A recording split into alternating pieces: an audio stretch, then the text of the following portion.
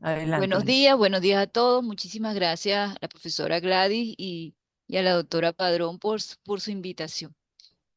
Siguiente. Bien.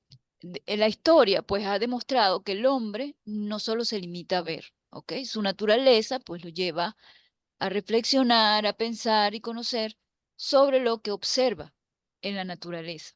Entonces, la comprobación por medio del razonamiento y de los hechos constituye o lo lleva a la experiencia. Y según Claude Bernard, que fue pues el, el de la medicina experimental, pues, el fundador de la medicina experimental, la experiencia es el único procedimiento que tenemos para instruirnos sobre la naturaleza de las cosas. Adelante, doctor. Por otro lado, también esa misma historia nos dice que no todas las prácticas tempranas de investigación estaban desprovistas de formulaciones éticas, ¿no? Y nos habla, por ejemplo, de Maimónides, que fue un filósofo, jurista y médico, y él instruía a sus colegas a tratar a los pacientes con un fin en sí mismo y no como utilizarlos de tal manera de hacer, como él decía, conocer nuevas verdades. Adelante, doctor. Por otro lado, Claude Bernard, eh, en su libro Introducción al estudio de la medicina experimental, nos, nos habla sobre el primer principio de la moral médica y dice que es en no desarrollar nunca una investigación que pueda causar algún daño en las personas que son sujetos de investigación, incluso por encima del beneficio que eso puede representar para la ciencia. Siguiente, profe.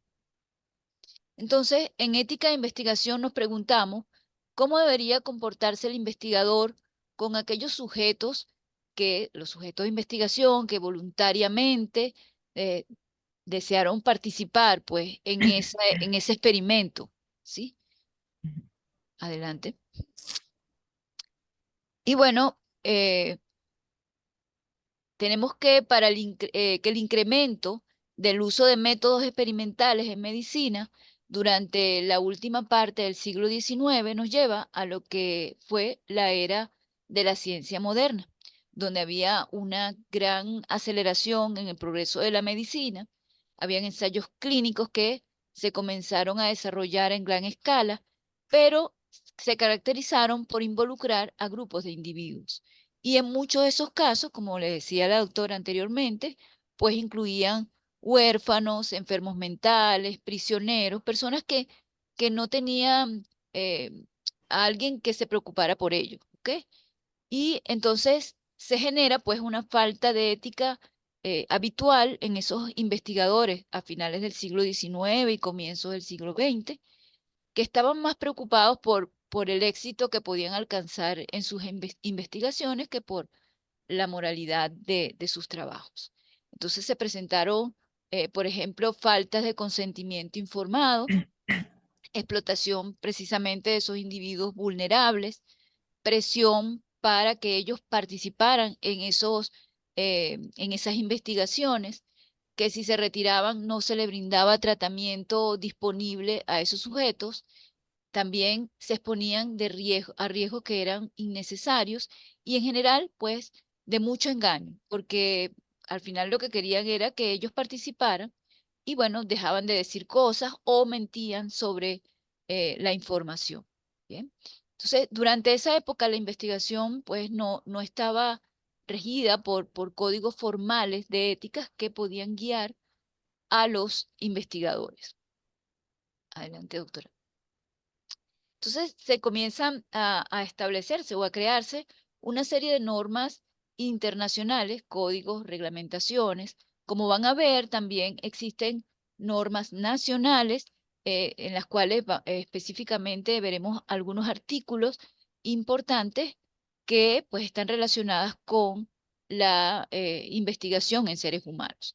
Y en estas reglas, reglamentaciones internacionales es interesante lo que sucede en Alemania. Fíjense que para el año 1900, en Alemania, se crea un código ético de Berlín.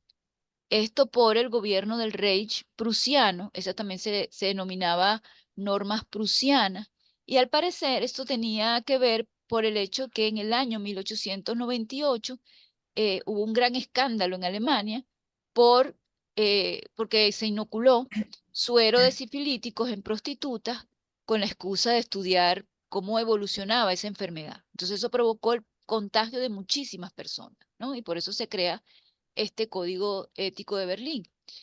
Luego de varios años, es decir, en el año 1931, el ministro de Interior del Reich dictó unas directrices para nuevas terapias y experimentación en humanos, que recogía como doctrina legal, pues el consentimiento informado, prohibió la experimentación en personas que ya estaban al final de su vida, en los moribundos, también en esas personas que tenían problemas económicos o sociales.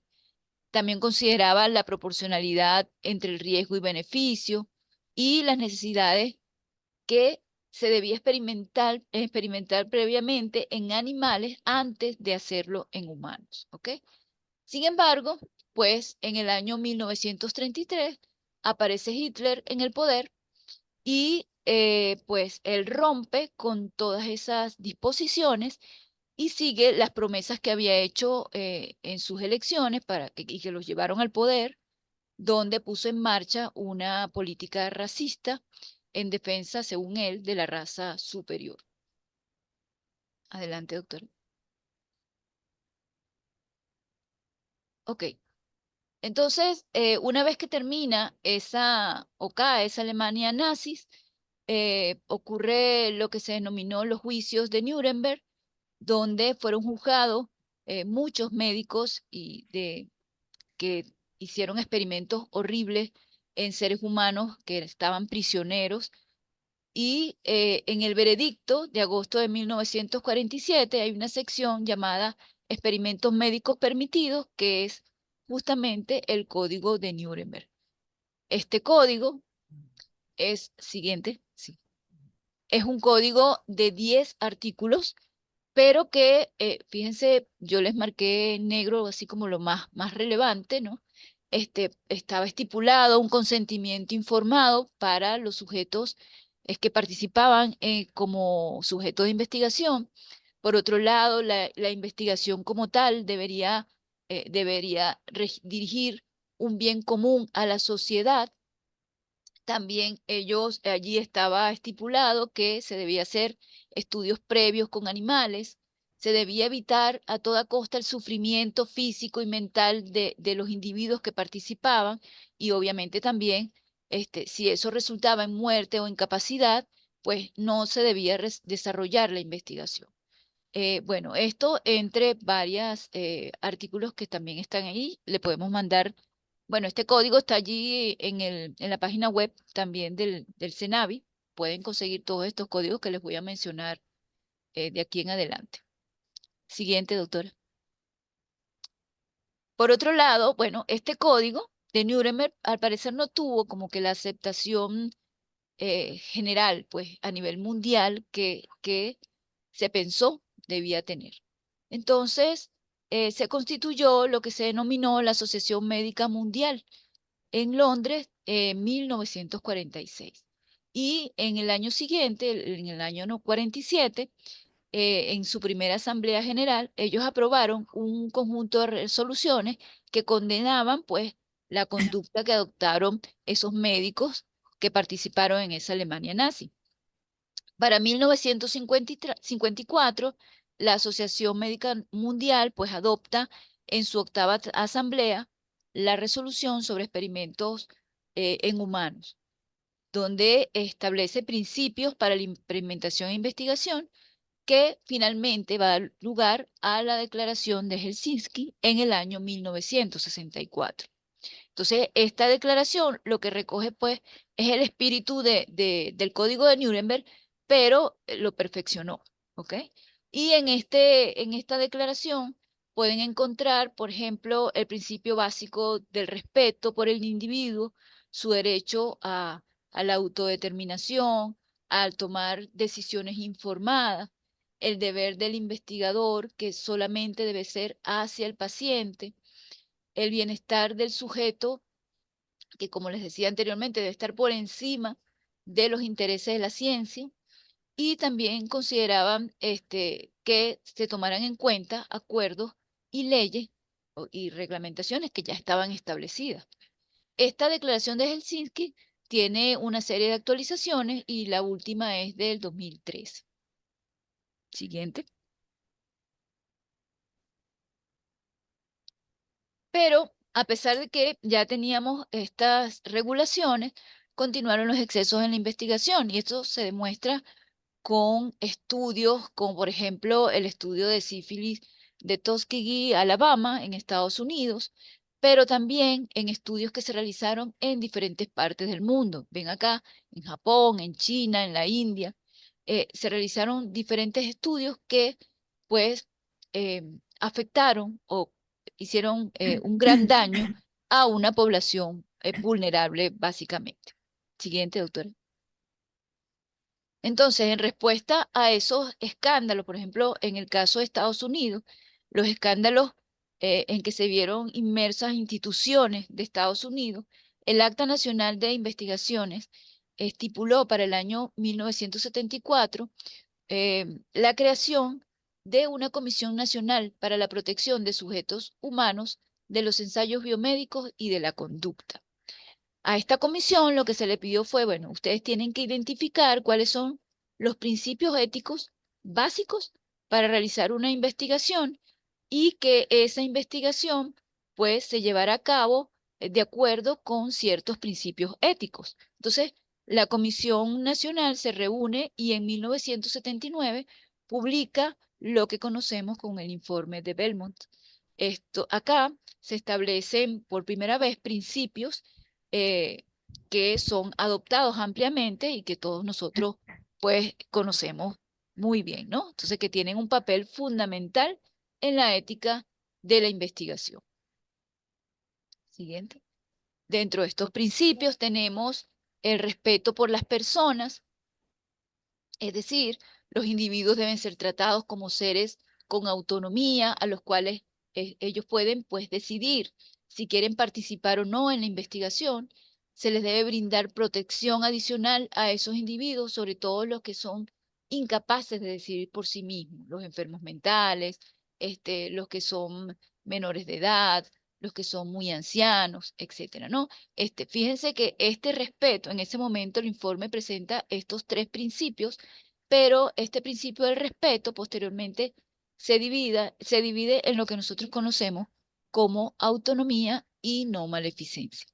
Por otro lado, tenemos la beneficencia, que promueve el bien, pues, a todos nuestros semejantes, y el de justicia, que habla en el sentido de una justicia distributiva, donde se le da a cada quien lo que le corresponde, una distribución de recursos sanitarios que deben ser con eficiencia y eficacia. Adelante. Luego, para los años 80, tenemos que el Consejo de Organizaciones Internacionales de las Ciencias Médicas, SIOMS, que es su sigla, pues en inglés, con apoyo de instituciones y organizaciones, hace un trabajo a finales de los años 70, ¿no? Y ellos lo que quieren es preparar pautas que determinen cómo los principios éticos que deben guiar las investigaciones biomédicas con sujetos humanos ya establecidos en Helsinki, pues pueden ser aplicados efectivamente. Entonces, sobre todo en aquellos países que estaban en vías de desarrollo y que se debería, pues, considerar las condiciones socioeconómicas, la cultura, la diferencia en las leyes, regulaciones y otras particularidades. O sea, teníamos países que tenían diferentes aspectos, pues, entre ellos, ¿no? Entonces existe un acuerdo internacional donde los principios éticos son los mismos en cualquier parte, pero los procedimientos utilizados para aplicar esos principios iban a ser diferentes, dependiendo del lugar, ya por todos los aspectos que les mencioné anteriormente. Siguiente. Y en los años 90 se llegan a unos últimos acuerdos, básicamente para los años 1997. Recuerden que para el año 1990 empieza el estudio del genoma humano y surge en el 97 también la Declaración Universal sobre el Genoma Humano y los Derechos Humanos en UNESCO. Pues eh, en vista de eso, cómo va a quedar, si ustedes tienen todo el manejo de ese genoma, qué va a pasar con el individuo después, ¿no? ¿Qué va a pasar con nosotros? ¿Cuál es ese derecho que tenemos nosotros a conocer eso y a todo lo que se va a realizar en función a ese genoma? Siguiente. Luego, para el año 2005, aparece la Declaración Universal sobre Bioética y Derechos Humanos. Esto con la finalidad de estimular, pues, debates sobre problemas éticos y cómo eso se pueden solucionar en los diferentes Estados miembros. En total eran 85 Estados miembros y bueno, la declaración trata de cuestiones éticas que están relacionadas con la medicina, la ciencia de la vida, las tecnologías que se aplican a los seres humanos, tomando en cuenta pues todas las dimensiones donde pueden estar inmersos esas personas, como son lo social, lo jurídico y lo ambiental. Y como normas nacionales, tenemos en primer lugar la Constitución de la República Bolivariana de Venezuela, que nos toca en un artículo el consentimiento informado, ¿sí? La importancia de la presencia de este consentimiento informado en la investigación. Por otro lado, tenemos la Ley de Ejercicio de la Medicina y el Código de Ontología Médica, que en ambos van a encontrar igualito un capítulo sobre la investigación en seres humanos. ¿Ok? Y también hay leyes que son más específicas, que están más relacionadas, por ejemplo, con la farmacología, como la ley del medicamento del año 2000, en el 2004 la norma de Junta Revisora del Reglamento de Investigación en Farmacología Clínica, que finalmente su actualización sale en el año 2014, el Reglamento de Investigación en Farmacología Clínica. Y también van a conseguir en el año 2011 el Código de Ética para la Vida, que de verdad es un código bellísimo que incluye, porque además visualmente es hermoso, y él incluye pues en sus artículos eh, la etnia, ¿sí? Nuestros indígenas, que antes no había sido tomado en cuenta de manera específica. ¿Ok? Siguiente, doctora.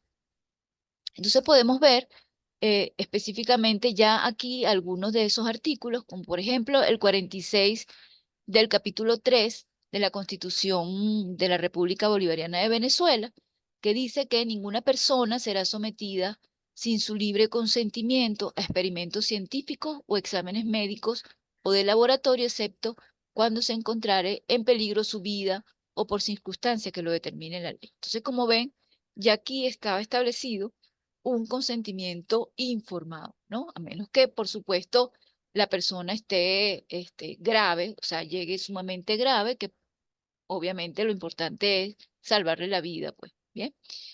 Siguiente. Luego tenemos en la Ley del Ejercicio de la Medicina, el capítulo 2, que habla de la investigación en seres humanos, y aquí pueden ver en el artículo 108 que dice que el sujeto debe hallarse bien informado de la finalidad del experimento y de sus riesgos y dar su libre consentimiento por escrito y en caso de alguna incapacidad legal o física, pues este consentimiento lo debe dar por escrito el representante legal o un familiar más cercano, si no existe un representante legal, ¿no? Pero así como el artículo 108, también existen otros artículos que están relacionados con la investigación en seres humanos, igualmente en el Código de Ontología Médica y los que ya les mencioné anteriormente. Siguiente. Y bueno, este es el Código de Ética para la Vida del 2011. Como les dije, todos estos códigos los pueden conseguir en la página del CENAVI, cenaviccs.com. Los pueden descargar Y en este Código de Ética para la Vida, fíjense que hay un capítulo sobre el consentimiento informado, hay otro sobre la utilización de animales en la investigación, eh, otras normas, otro capítulo dedicado a las normas para la investigación en el ambiente, sobre bioseguridad en la investigación. Y fíjense que hay otro capítulo, el 7, que nos lleva a alineamientos para investigación en ciencias básicas, económicas, de ingeniería, arquitectura, informática y otras tecnologías. Es importante resaltar este capítulo porque recientemente mi compañero Gabriel Zambrano, que lo van a conocer esta tarde, pues él me decía que hay un profesor que les dice que la bioética era solamente para áreas de ciencia de la salud, nada más alejado de la realidad que esto, ¿ok? Entonces, bueno, estos artículos aquí en este Código de Ética para la Vida se incluyen varios capítulos que tocan aspectos que antes no se habían tocado. Siguiente. También debemos considerar que los investigadores realizan también investigaciones en animales y estos aspectos éticos de estas investigaciones podemos verlos en una guía de principios para la investigación biomédica que involucra animales de SIOMS del año 93, pero también tienen una propuesta de Russell y Borch en su libro, que es del año 1959, en su libro que se denomina Principios de la Técnica Experimental Humanitaria. Allí ellos hablan sobre las 3 R que son pauta fundamental para mejorar las prácticas en investigación con animales. Y el mérito pues radica en que son 3 sencillas direcciones, o sea, directrices que son básicas, ¿ok? Que la van a ver a continuación. Entonces, son 3 Rs que por un lado tenemos reducir al máximo posible el número de animales empleados y esto se hace pues a través de una buena planificación de la investigación, a través de tener buenos bioterios con todas las herramientas y materiales necesarios para que los animales que se encuentran allí sean tratados de buena manera. Por otro lado, el reemplazar, si es posible, por técnicas experimentales alternativas, como por ejemplo modelos matemáticos o de computación o utilización de información que ya exista. Bien. Y la última de las R es refinar las técnicas para minimizar el sufrimiento animal y para ello se propone el uso adecuado de analgésicos, de anestésicos y tener métodos de eutanasia apropiados en función al tipo de animal con que se esté trabajando. Siguiente. Entonces, bueno, se reconoce, como bien lo decía la doctora Padrón hace rato, la necesidad de la experimentación en la investigación clínica, pero eso no es motivo para justificar cualquier tipo de experimento. Por otro lado, la ciencia en general y la investigación, experimentación en particular, no tiene eh, valor absoluto si lo que se genera de esa investigación no se pone al servicio de la persona y de la sociedad, es decir, si genera algún beneficio. Y también el respeto a los derechos humanos y al bienestar de la persona que es sujeto de investigación debe siempre, siempre prevalecer por encima del interés de la ciencia. Siguiente. Es importante mencionar que los códigos de ética, y que estén claros, no están hechos para proteger al investigador. Es decir, se crearon, como vieron, para proteger al sujeto de investigación por todos los excesos que se estaban cometiendo en esas investigaciones. ¿Ok? Sin embargo, un investigador, pues que siga las reglamentaciones éticas, también puede verse protegido, ¿sí? Porque está cumpliendo con lo que es necesario en cuanto a ética se refiere en sus investigaciones. Y para finalizar, pues quería dejarles acá que la investigación con sujetos humanos comprende el balance entre el avance de la ciencia para mejorar la salud futura de la sociedad y la protección de los derechos y el bienestar de los sujetos humanos. Muchísimas gracias por su atención.